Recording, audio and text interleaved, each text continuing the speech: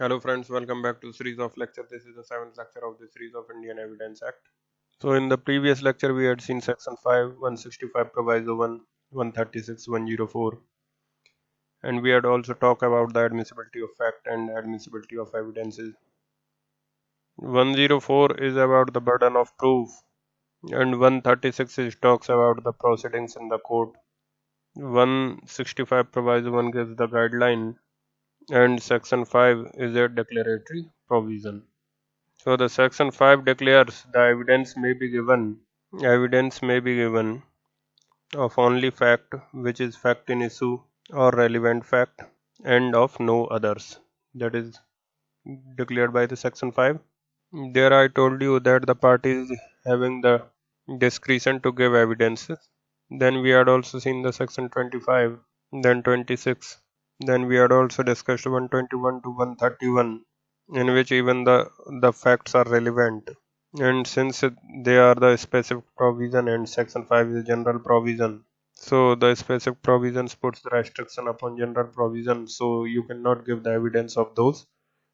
Then we had also discussed section 155 for the even though it is not a relevant fact, but then also the credibility of witness can be impeached. Even though the fact is not relevant, it allowed to be proved. Then we had also seen some examples of CPC regarding CPC Order 7 Rule 14 or Order 8 Rule 1A etc. In those cases the prohibition is there and the documents cannot be given. Despite Section 5, CPC will prevail because Section 5 is general provision and those provisions in CPC are the specific provision. Then we had also discussed there are certain facts which need not to be proved. There we have discussed section 56 till 58, means those facts which are judicially noticeable, 56 and 57 which need not to be proved, and facts which are in admissions in pleadings, they also need not to be proved unless in section 58 the proviso will apply. Then we have discussed 165. 165 clearly tells you that the court shall base its judgment only upon the relevant facts, and that too if they are duly proved. And therefore the court will not allow a party to give evidence on irrelevant fact, excepting that section 155, that is a specific provision, and the court itself has the power in the para 1 of the 165 to ask question even on irrelevant facts, but it cannot rely its judgment upon irrelevant facts. And as far as the 136 is concerned, there we saw that the para 1 is a general declaration that whenever a party proposes to give evidence, the court may ask the party that how that evidence which the party seeks to prove is relevant, and only if the court satisfies that part is evidence is relevant, that fact is relevant upon which the evidence is seeks to be proved, then the court will allow. जब court satisfy हो जाएगी कि वो fact relevant है, पहले पूछेगी court उससे कि how that fact is relevant, then only upon that the evidence would be allowed. After its satisfaction that fact is relevant, then the court will allow the evidence upon it. But the court will not ask the relevancy of the facts in every case. Most of the cases, the court on the face of it consider that it is relevant or not relevant. And when the court looks itself that it is relevant fact, then the court will not examine in 136. But when the court is having a slightest doubt regarding the relevancy of the fact, then it may ask you to prove the evidence on the relevancy, means to prove the relevancy. And in this section 136 para 2 and para 3 both related to the situation wherein there are two facts, and in the para 2 the relevancy of fact 1 depends upon the proof of fact 2. Then the para 3 is also the same thing, but the difference of para 3 with the para 2 is that the fact 1 and fact 2 both are the relevant facts, but in para 2 only one of them is relevant. And the relevancy depends upon the proof of the other fact. Then in last 104 relates to this only, that the burden of proving a fact is relevant is lies upon a party who gives evidence on that particular fact, who seeks to prove that particular fact. Burden of proving that the fact is relevant, either in the para 1, 2 or 3, will lie upon that party. Then you see, we also talked about the admissibility of evidence and admissibility of facts. Suppose there is fact in issue and there are several facts, fact 1, 2, 3, 4, 5 and 6. And when we talk about evidence, evidence is at this stage. A party seeks to give evidence, documentary or oral, to prove these facts, fact 1 to 6 in this case. The court will allow to give evidence only on those facts which is either directly a fact in issue. Those evidence will be allowed which is either to prove the directly fact in issue, or you want to give evidence which is a relevant fact, then you will give allowed to give evidence upon it. So that is there in 136. Now in this case, suppose out of these facts, fact number 5 and 6 are not relevant and all other facts are relevant, and therefore the evidence will be allowed for proving only these 4 facts or fact in issue. क्योंकि ये दोनों relevant नहीं है तो इन दोनों पर evidence allowed नहीं होगा. अब 4 फैक्ट्स जो आपने बताया कि these are relevant, on those facts the evidence will be allowed, but out of these facts only such facts are admissible in deciding the fact in issue which are being duly proved. अब इस case में हमारे example में these 4 facts are relevant, तो इन पर evidence will be allowed, इन पर हम एविडेंस को अलाउ करेंगे to give evidence. That will be called the admissibility of evidence. तो जिन पर हम एविडेंस अलाउ करेंगे means that it is the admissibility of evidence. Inadmissibility of evidence means on these 2 facts, because they are irrelevant, on these 2 facts in this case evidence is inadmissible on these 2 facts because they are not relevant facts. On these 4 facts the evidence is admissible because these facts are found to be relevant. But out of these 4 facts, suppose fact number 4 is not proved. The witness which is produced to prove the fact number 4, suppose that witness is discredited by the opposite party at the time of the cross-examination. Means his testimony of witness, the testimony of witness is not trustworthy, or the testimony of the witness is not worthy to believe, and therefore in last these 3 facts are being proved. Only these 3 facts have been proved, duly proved, and therefore when we talk about the admissibility of facts, and you must understand that this relevant fact have also called the evidentiary facts. Evidentiary fact for what? For the fact in issue. So once these 3 facts have been duly proved, so they will be admissible in order to decide upon the fact in issue. So that is what is called the admissibility of facts. So only these 3 facts which are duly proved are admissible to prove the fact in issue, and it will be called this is called the admissibility of fact of these 3 facts together to prove the fact in issue. This fact is duly proved. The admissibility of this fact is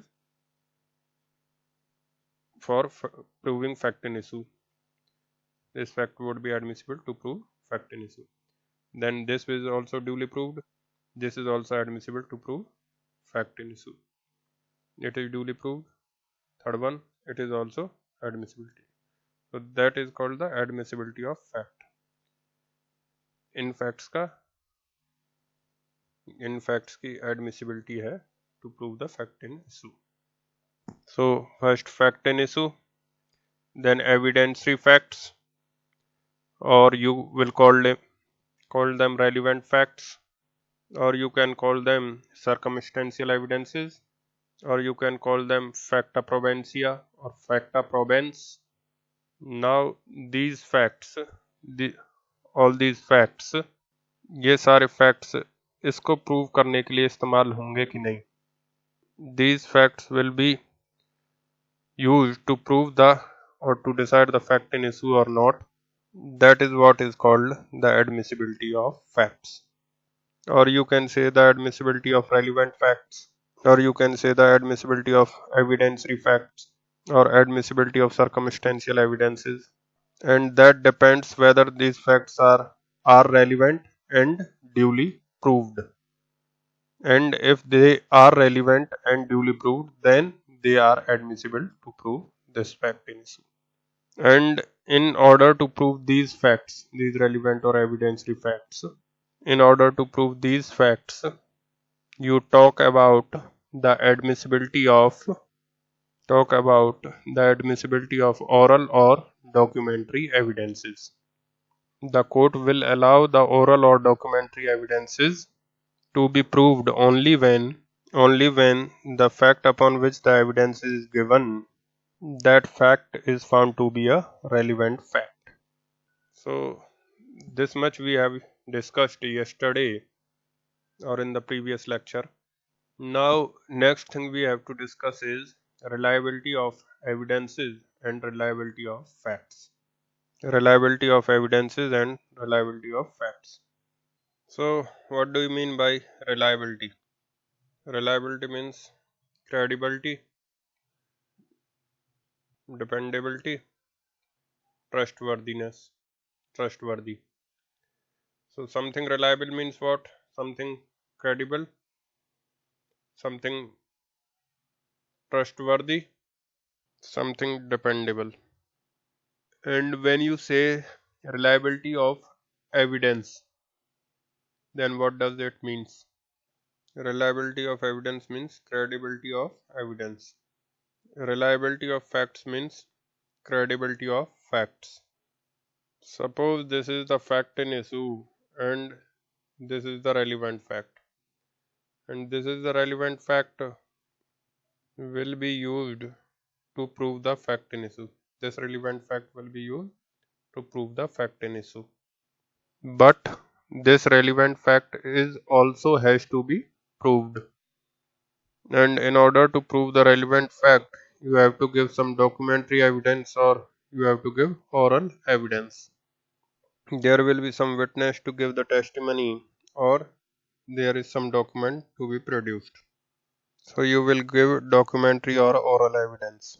And when you say the reliability of evidence, that means that has the party been able to prove to the satisfaction of the court this relevant fact. क्या उस party ने उस relevant fact को documentary या oral evidence के through court के satisfaction के लिए सफिशिएंटली प्रूव कर दिया है? अगर कर दिया है, then you will say that these evidences are reliable enough for the proof of that particular relevant fact. अब suppose to prove a relevant fact, he presented a witness.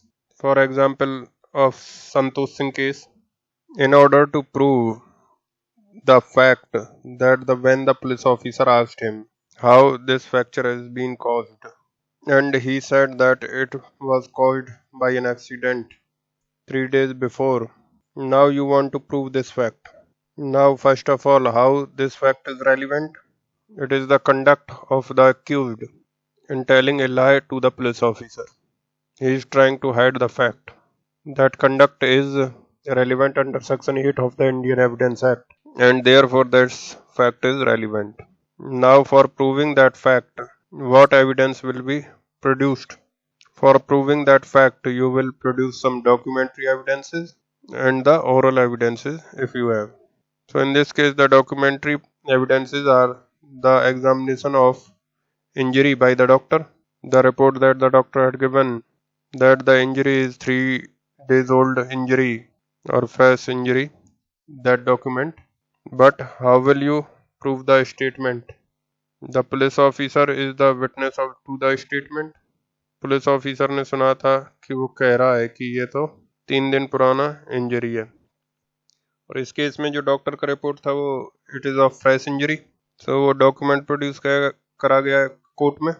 Then the IO himself appears into the court and make a statement that he has stated that the injury is a 3 days old injury, and then the witnesses in front of whom that statement was made, maybe peon of the ILI or some person's teacher of the ILI or student, जो confirm कर सके कि ये statement बोले थे.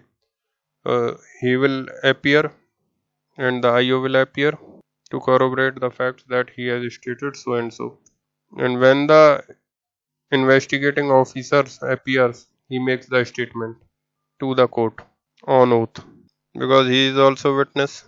He will make the statement that he has made a so and so statement.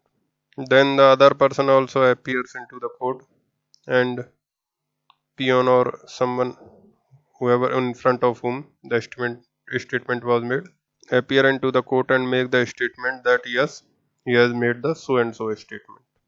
So the statement of both of them regarding the injury wala statement is totally matching. Means what?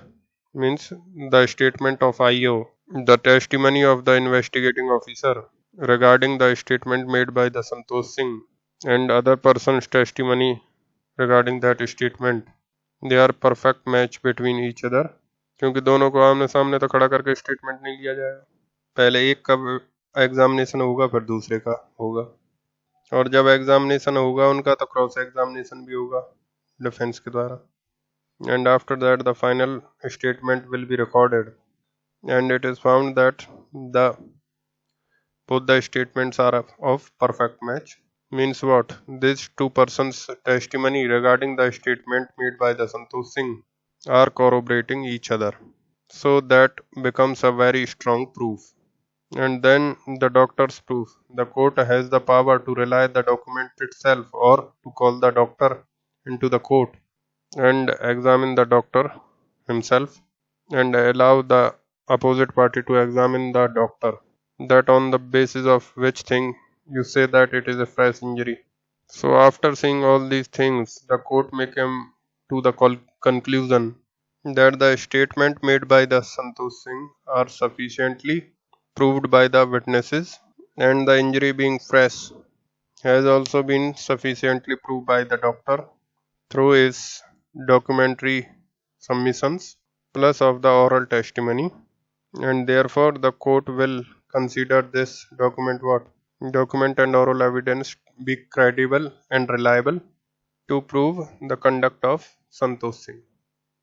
But इसी case में जो testimony given by the IO is said something, और जो other witness आया उसने said something. Suppose other witness जो आया उसने कहा no I have not heard that he is saying that it is 3 days old injury. I heard to say him that it is the injury caused recently. And the IO says that no, he said that it is 3 days old injury. So the statement of these two are inconsistent with each other and will not be reliable.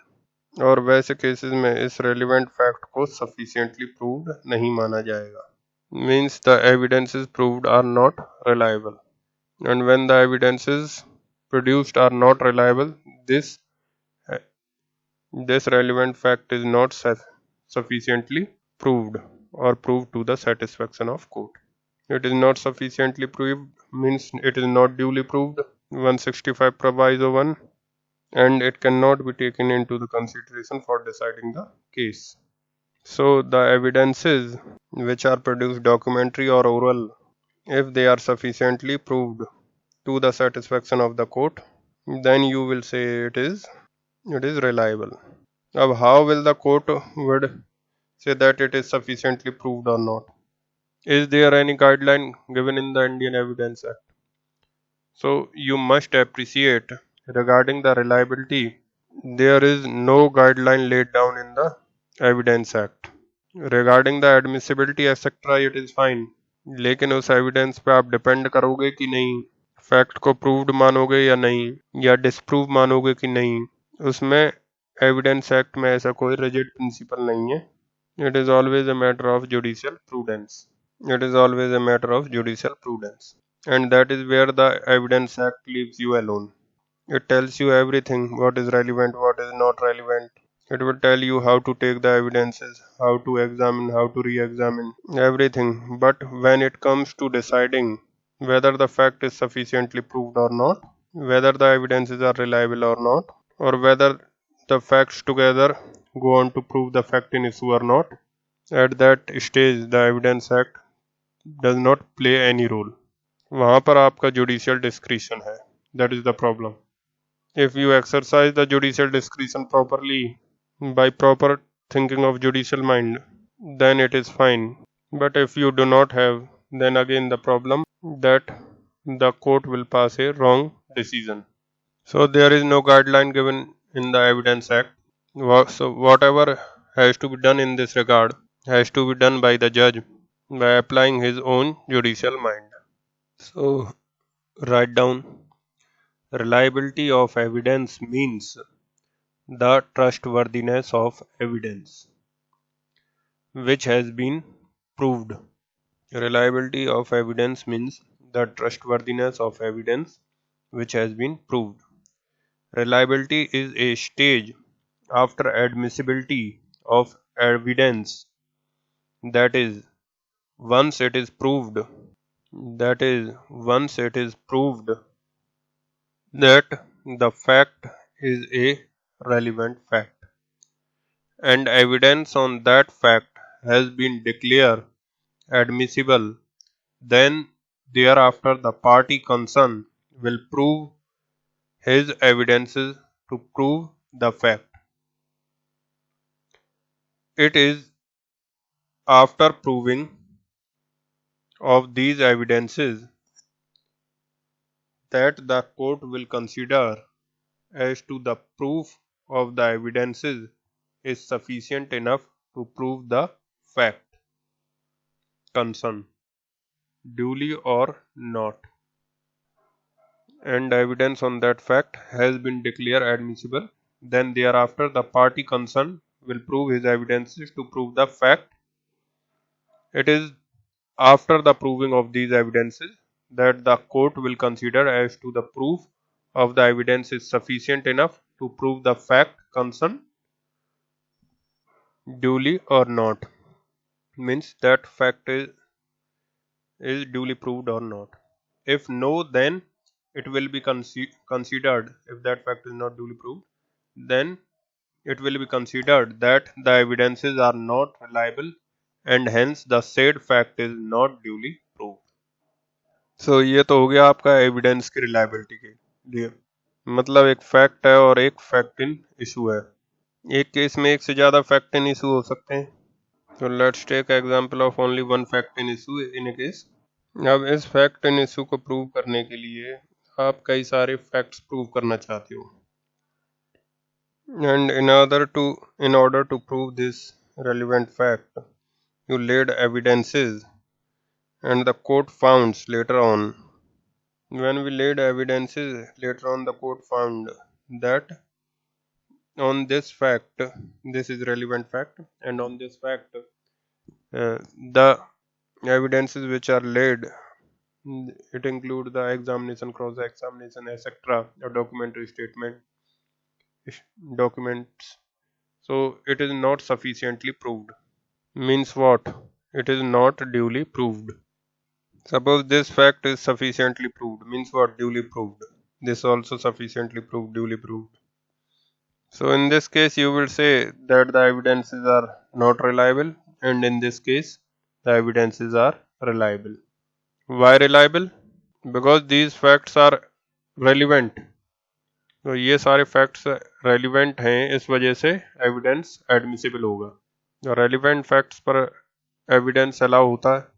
So when you say the fact is relevant, means what? The evidence will be admissible. But evidence is admissible. That does not mean that fact is proved. Evidence is admissible means evidence is allowed to be proved. Now it is your burden to prove that evidence. So you came with the documentary evidence, etc., to prove that evidence. And once you give all those evidences, the court will examine by applying his judicial mind whether that particular evidence is sufficiently go on to prove that particular fact or not. If not proved, then it will be said that the evidence given on it is not reliable. And if it is sufficiently proved, then it would be said the evidence is reliable. And you will say that fact is not duly proved and fact is duly proved. If the court has slightest doubt regarding the proof of that fact, then that fact will not be duly proved. Because in criminal cases, mainly you have to prove beyond reasonable doubts. So you cannot say that some facts are proved to some extent, but not totally. Therefore, I will give less weightage to that evidence. It is the fact either duly proved or either not duly proved. बीच की कोई condition नहीं होगी। Duly proved means the evidence is reliable, totally reliable. Not duly proved means the evidence is not reliable. Or evidence is slightly reliable. Then also it is said that the fact is not duly proved. Evidence is not reliable at all, or evidence is slightly reliable. Then the fact will be not duly proved. अगर court को लगता है कि ये fact सही है तो उस पर सवाल पूछ सकता है, या लगता है कि ये सफिशिएंट प्रूव नहीं है तो उस पर और एविडेंसेस मांग सकता है। कोर्ट पार्टी से और सवाल पूछ सकता है। कोर्ट के पास पावर है कोर्ट विटनेसेस को सम्मन कर सकता है। इन 311 ऑफ CRPC, कोर्ट कैन सम्मन court witnesses, court can recall a witness, and court can be examine a witness. Then court can ask question itself in 165. So all these things court can do in order to make it crystal clear. And after doing all these, even if the court then also having doubt, then the court has to discard that fact, and the fact will be said not duly proved. So write down further. The Evidence Act does not lay down any hard and fast guideline regarding the reliability of evidences to prove a particular fact, or the fact. Rather, court has to apply his own judicial prudence. Judicial prudence means judicial wisdom or judicial mind, to decide whether the fact has been sufficiently proved by the evidences or not. So this was about the reliability of evidence. Reliability of evidence to prove what? To prove a particular fact. अब जैसे मैंने बताया था एक case में there में be certain fact in issue, कई सारे फैक्ट इन इशू हो सकते हैं एक केस में, but again we talk about only single fact in issue. And in order to prove that fact in issue, there are several relevant facts.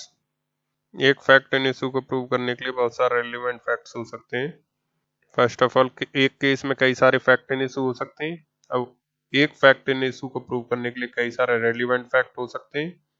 Suppose for proving in this fact in issue, there are 5 relevant facts. अब सबसे पहले we have to see the reliability of evidence, वो हम पढ़ चुके हैं. Generally reliability of evidence किसके context में देखेंगे? फैक्ट इन इशू के कॉन्टेक्स्ट में या रेलिवेंट फैक्ट के? We will see in the context of relevant facts. अब मान लो इस रेलिवेंट फैक्ट को प्रूव करने के लिए कई सारे एविडेंसेस दिए गए। अब ये सारे एविडेंसेस मिलकर इस रेलिवेंट फैक्ट को प्रूव कर रहे हैं या नहीं। सिमिलरली ये सारे एविडेंसेस दिए गए इस फैक्ट को प्रूव करने के लिए, इतने सारे एविडेंसेस दिए गए इसको प्रूव करने के लिए। तो हर फैक्ट को प्रूव करने के लिए एक एविडेंस या एक से ज़्यादा एविडेंस दिए जाएंगे, और जितने एविडेंसेस हैं सारे प्रूव करोगे। अब उसके बाद वो फैक्ट प्रूव हुआ कि नहीं, at that stage you will say we are talking about reliability of evidence. Now suppose after all the testimony and after all the evidences this fact is not duly proved, the evidence is not reliable, and these four facts are duly proved and the evidences are reliable. Because evidence are reliable, so these four facts are duly proved. Now comes the question that has these four facts together, or are these four facts together are sufficient enough to prove this fact in issue. इसी को कहते हैं जो हमने पढ़ा था, the chain of circumstantial evidences is complete और not. What is that? That several relevant facts proved, and all these relevant facts together which are proved, are they completing the prosecution story together or not? If yes, then you will say that the circumstantial evidences or the relevant facts or evidentiary facts are reliable to prove the fact in issue. And if it is said no, then they are not reliable. अब यहाँ पर कोई evidences वगैरह नहीं है, जो fact prove हो चुका है, यहाँ फैक्ट्स की बात हो रही है। अब जैसे संतोष सिंह केस का एग्जांपल ले लेते हैं, प्रीवियस कंडक्ट एक फैक्ट है, प्रीवियस कंडक्ट। अब उसमें एविडेंसेस दिए जाएंगे, नॉट टेलिंग ऑल, जैसे धमकी देना, पहले कंप्लेंट फाइल करना, then his conduct of chasing her, his conduct of following her, then his conduct of following on that day also when the incident took place. So all that past conduct. फिर और evidence, the helmet वाला aspect, then वो fracture वाला aspect, minor fracture, then conduct of speaking lie about that, then DNA test report, then another fact that he was found present on the spot, and which is proved by the testimony of the neighbor, and it is also proved by in the conduct trying to create the alibi by threatening the guard. So these are the facts, and each of these facts are proved by evidences. अब जैसे past conduct है वो prove होगा by the whether there is dispute between two. जैसे कि complaint filed, girl was given bodyguard, the commissioner's testimony. All these evidences are taken to prove his past conduct. Now he was following on that day, the bodyguard of that girl was presented, and he may have given testimony that he was following her. उसी तरीके से helmet, या scissor memo में helmet का शीशा mention होगा, जो गिरफ्तारी हुई वहाँ पर सीजर मेमो होगा, उसमें लिखा होगा कि हेलमेट में शीशा नहीं था, और जो स्पॉट एविडेंस हैं उधर शीशे पाए गए, प्लस विटनेसेस होंगे, प्लस वो जो हेलमेट है वो कोर्ट में एज ए सैंपल प्रोड्यूस हुआ होगा। At the trial that helmet was produced before the court and court took the observation, plus hand fracture. I told you that there may be people before whom he told that it is a previous fracture, earlier fracture. Then the doctor etc. all has to be examined for that fact. Then DNA का तो proper reports होगा, so that the document will prove the DNA testing, that identity or the semen. Then the fact present on the spot, and for that the testimony is given. For that fact the testimony was given by the neighbors. And then the conduct of alibi, that shows the fear of element to the guard, जो fear दिखाकर वो alibi create करने की कोशिश करना. And the guard came to the court and gave the evidences that he had threatened me. Maybe there are some other witnesses to that threat. So for all those facts, these are the relevant facts. and these are proved by various pieces of evidences. And for each of these facts, you will examine the evidences proved are sufficient and reliable. This fact is, these evidences are reliable or not. For example, evidences produced for this fact is reliable or not. And similarly for others facts also, relevant facts also, and so forth. So that is the stage of the reliability of evidences. अब उसके ऊपर चलते हैं. अब ultimately इस trial में accused के खिलाफ कितने फैक्ट्स प्रूव हो गए.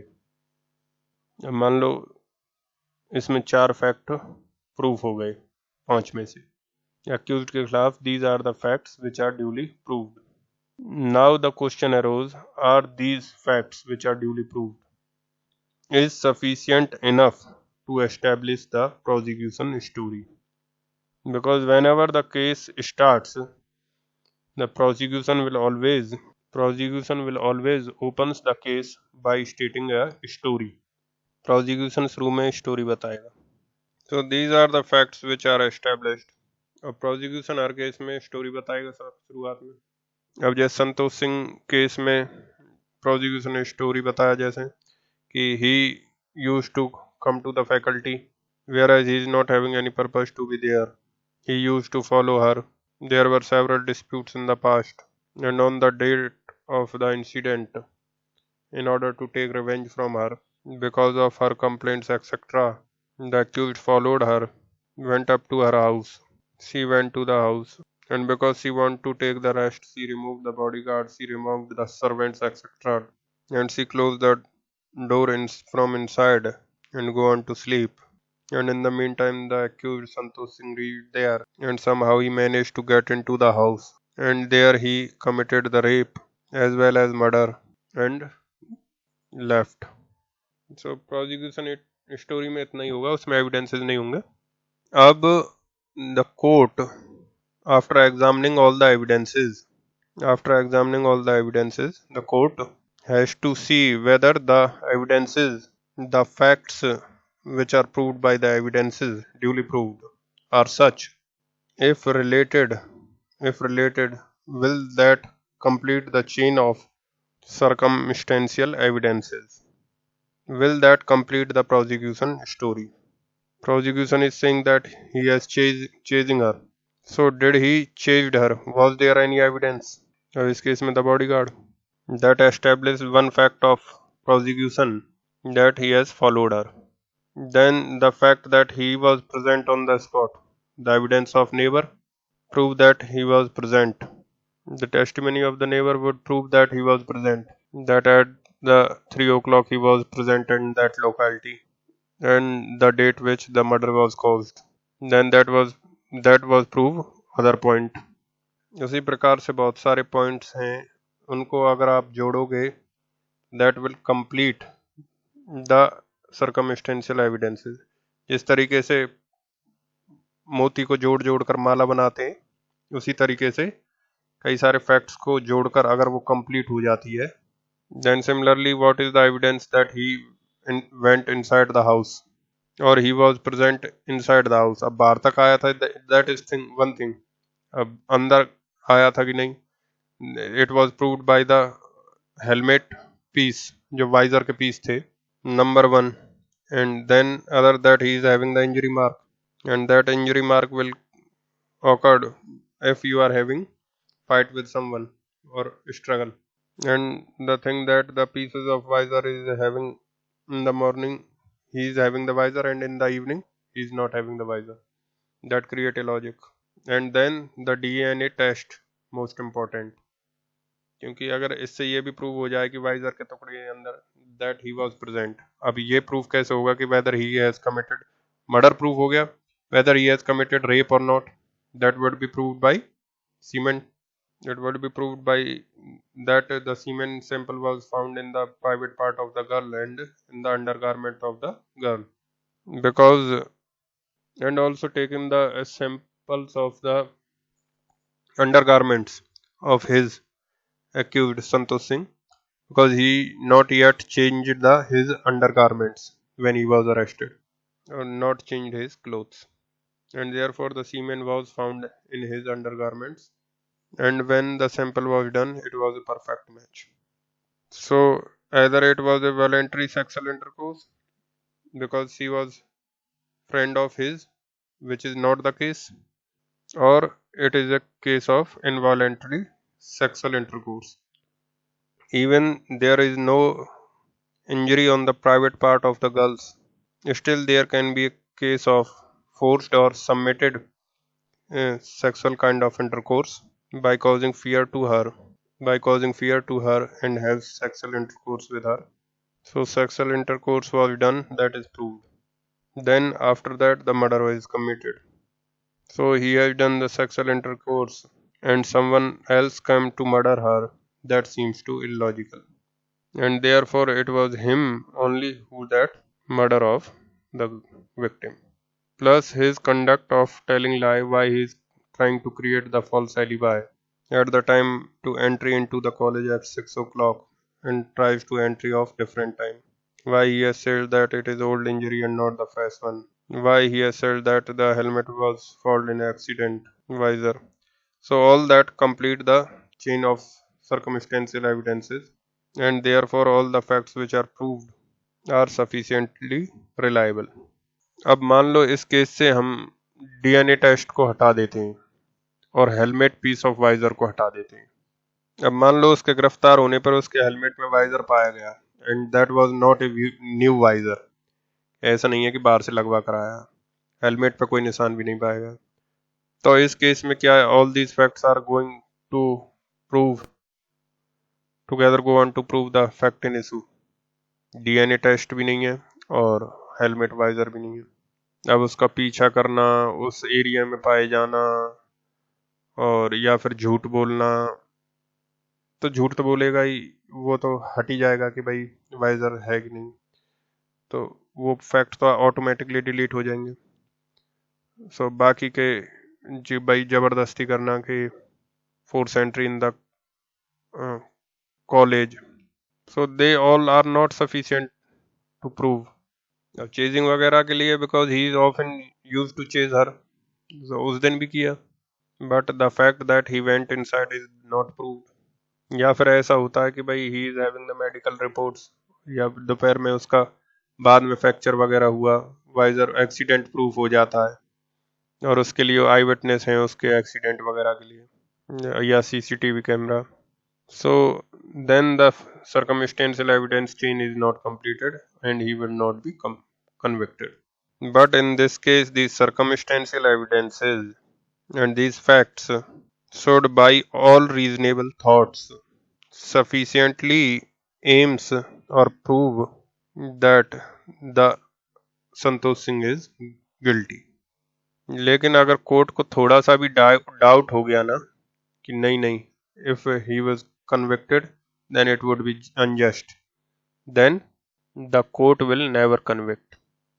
कहीं पे अगर कोई थोड़ा भी चेन अगर मिसिंग भी है, a smallest missing link which suggest that the chain is not completed, then court always go for giving the benefit of doubts to the accused and not convict him guilty, because it is a say that let 100 of accused get acquitted but not let one innocent person get convicted.